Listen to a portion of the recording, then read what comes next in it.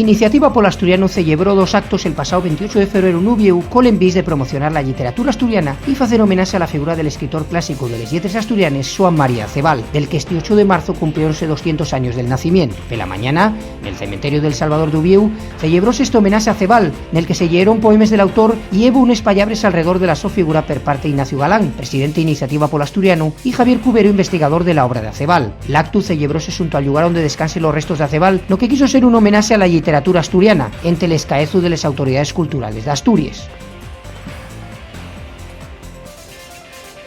Darreu instalóse un puesto informativo de Iniciativa Polo Asturiano na Plaza La Escandalera de Ubieu, con una muria de les pallabres, na que se convidaba a los ciudadanos a compartir esos pallabres en asturiano preferíes, regalándolos un libro en lingua asturiana como forma de falar la lectura y la literatura asturiana. Cientos de personas compartieron los pallabres y interesándose por la situación del asturiano y el trabajo de la organización, a la que se sumaron de algunos socios nuevos.